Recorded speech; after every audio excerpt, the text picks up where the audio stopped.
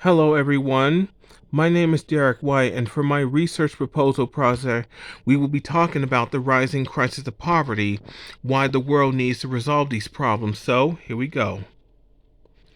Now, for my introduction, we are talking about poverty, which is seen as a worldwide social crisis on which the rapid increase in poverty in the United States and other modern nations from their own developed or developing economies has become more of a serious issue for most of the political leaders to alleviate this crisis. By recognizing poverty as one of the major crises that continues to rise at a rapid pace, lack of government intervention to deal with these conditions has become one of the most major problems that continues the growth of poverty. So most of the politically elected leaders focus on improving the economies while failing to alleviate the crisis of poverty. But that wasn't the case back in 1964 during the War on Poverty when U.S. President Lyndon Johnson starts to make his priority for his Great Society programs to expand federal funds to eradicate poverty. So one of his successes are the Social Security Act in 1965 that created Medicare and Medicaid, the Economic Opportunities Act 1964, the Food Stamp Act of 1964, and the Elementary and Secondary Education Act. For that reason, Johnson's social programs has become a total success, yet these programs would later be confronted during the 1980s and 1990s when federal assistance to the impoverished people would be reduced. Now, because of the reduction of social programs, it has become more noticing that poverty continues to grow at a rampant pace throughout the 21st century. Because of the reduction of the federal funded social programs, it leads to the rising gap between low class residents living in the inner cities and the more wealthier upper class living in the suburbs. For my thesis, we will focus on the life in the inner cities, social inequalities between the inner cities and the suburbs, gentrification, and the needs to resolve the ongoing crisis of poverty. Here are the images of the inner cities in the United States. On my west side is Los Angeles, California. The right side is Dallas, Texas. And for the literature review, this is the article Through the Looking Glass, a reflection of growing up in the inner city. This was written by Mardia Cooper, who identified her life in the inner city as a youth when she discussed about her life as well as the other life of marginalized Americans, mostly people of color growing up in the lower income inner city neighborhoods of Chicago. This article was written in 2017 in Chicago when she was discussing about her youthful life. Now, the issues that resulted towards the causes of poverty related to living conditions in the inner cities, rising gentrification in the low income neighborhoods, social stigmatization, and the cases of social inequalities between people from the inner cities and suburbs. Now, the major issues that lead towards the crisis of poverty are the living conditions in the inner cities. So, for instance, most of the people that reside in the inner cities within the U.S. are people who has low income. Most of the people that has low income in the inner cities are both African Americans and Hispanics. Their life in the neighborhoods are viewed as bleak with poor housing, dilapidated schools, and the lack of the standard of living. So, Mardia Cooper gives details about the differences between the inner cities and suburbs. According to her, suburban communities usually have high home ownership rates and more businesses than low income communities, so they have more money to spend on their schools. These neighborhoods are usually majority white.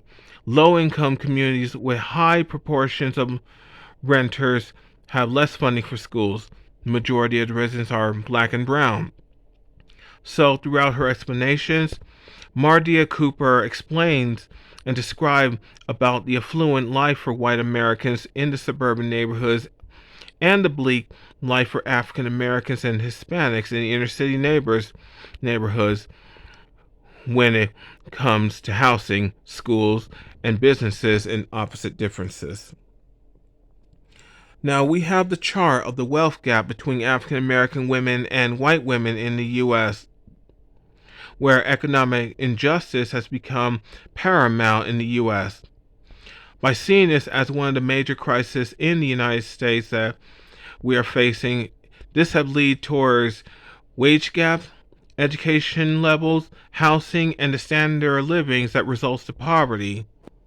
So, economic injustice relates to education with a college degree and the standard of living in marriage. So this chart shows that white women are likely to earn more wealth compared to black women in the United States. These issues of both wage gaps and education levels relate to the crisis of poverty, which connects to the economic injustice that black women face compared to white women.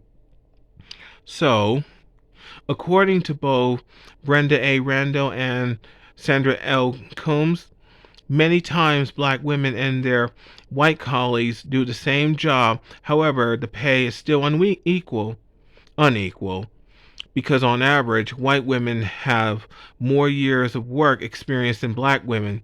We expect that blacks will appear to perform even better relative to whites when we control actual labor market experience. So the actual differences of wage gap between black women and white women in the U.S. relates to economic injustice due to work experience between two different racial groups, which are connected to higher educations. See, this is the reason why we had to address these ongoing crises of poverty that leads to economic injustice. Now, with background significance about gentrification, because of these wealth gaps between both races and gender in America, that leads to wage gap, education level, housing, and their standard of living, these rising crises of poverty will continue to remain rampant. And not only that, wealthy corporations from housing developments or any elected officials, they will use the advantage of transforming the low-income neighborhoods into upper middle income neighborhoods without resolving the problems to combat poverty. This is known as gentrification, when they transform inner city neighborhoods into affluent suburban neighborhoods where mostly white Americans and a few handful of non-white Americans will live to afford these new homes.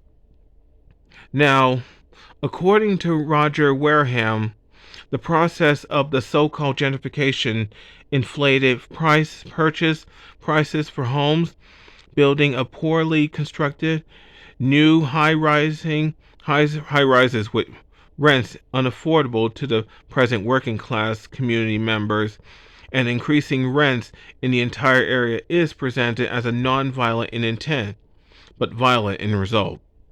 So, this crisis of gentrification has to be addressed. Now, the literature review is focused on the young people in the suburbs feeling discriminated. This takes place in Sweden about the multi-ethnic young people that could be different ethnicities or people of color. That's where the article where Magnus Dehaldesis have explained about the life of the marginalized multi-ethnic youth face, such as discriminations in the suburbs, yet continues to remain hopeful. It takes place in Sweden in 2017. So the crisis of poverty, it connects to social stigmatization and inequalities in suburban neighborhoods. Most of the world would believe Sweden is one of the most socially affluent, equal society compared to the United States, but social inequalities remain paramount in the suburban neighborhoods. So, suburban neighborhoods experience youth uprising within Sweden. These violence relate to the growing unrest by the youth who become disillusioned of being discriminated. By witnessing unrest, media reports on youth uprising, burning cars and stones thrown at the police and rescue vehicles have put the focus on urban peripheries and particularly on suburban youth as the subject of social disorder and disintegration. This is the differences between America's inner cities and Sweden's suburbs that has the same certain unrest, which is started by multicultural youth in suburban neighborhoods. They do have the same similarities of social problems, just like the one in America in the inner cities. Still, young people that are multicultural, multi-ethnic, they still remain hopeful of wanting to escape poverty and social inequalities. So, from this quote, by making comparison and referring to previous experience, youth describe the Tower Block suburb as a safe place where they belong and feel at home, in stark contrast to the unsafe world of outside surrounding society, where they are not allowed to belong in the same way in their own suburb. Despite of these challenges, they considered their Tower Block suburb as a safe place for them and sought to maintain their hope by escaping both poverty and social exclusion in Sweden. Now, the background and significance relates to social changes. We've seen nonprofit organizations such as the United Way, they step up in trying to combat both poverty and social inequalities. Through their promotion and commitment to social changes, they started to focus on Tarrant County in Texas, where they used their resources such as funding strategy, public philanthropy, and investments in promoting social changes. Their efforts as a nonprofit organization demonstrates their effort of maintaining their confidence and remaining hopeful in helping people to combat poverty and social inequalities during their efforts at Tarrant County.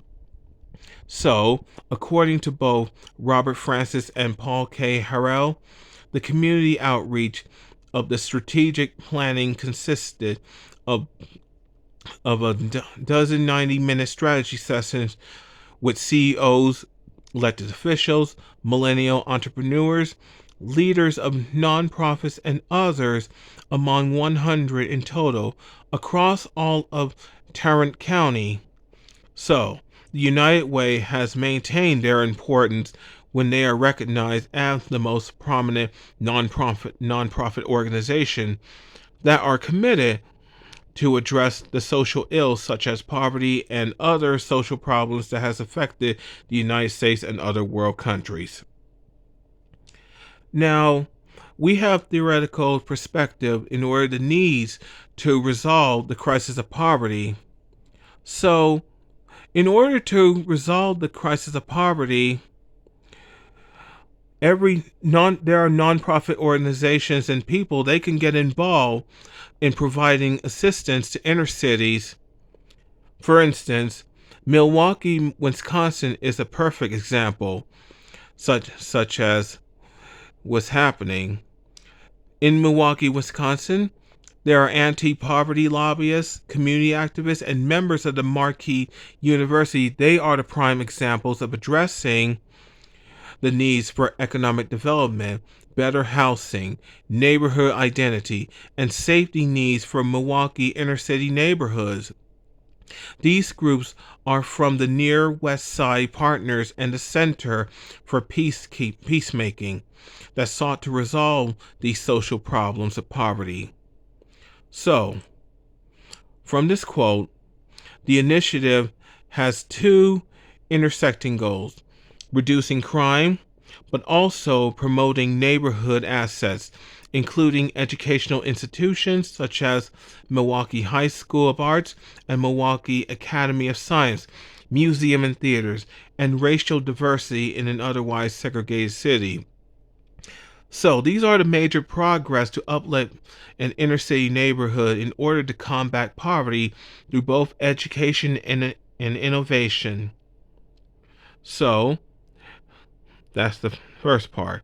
The second part, it is important to resolve the crisis of poverty through addressing the inequities. It is very notable that poverty is seen as a health and human rights issue for the marginalized people. Joseph Telfair is one of the primary individuals who gives sufficient details on the needs to resolve this crisis. By ending poverty, we need to reinforce work and programs that seek to understand how poverty and other forms of income inequality affect populations. We must do what we do best, building evidence for programs that work to prevent and reduce adverse consequences. Finally, innovative proposals are used to address poverty, on which the proposals span a wide range of policy domains, including cash transfer, employment related policies, post secondary education, housing support, food security, family planning, and two-generation human capital development.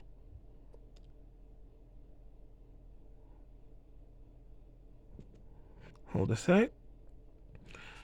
So now, this research methods could be useful. For the research method, the use of survey, this could be useful in order to address the needs of poverty. It is important that the use of surveys are indeed more helpful on collecting sufficient data on many people around the United States and other modern world countries who are facing poverty. Many informations can be on people regardless of their race, ethnicity, gender, religion, and sexual orientations. So many surveys on poverty that the people are facing can be conducted in person, online, on the phone, or by the mail. With the use of the surveys, they can be helpful in attracting more support from the public to combat the crisis of poverty through social programs. And so, here are my reference, and this that is about it about about the rising crisis of poverty. And I hope you all like it very much. Thank you very much.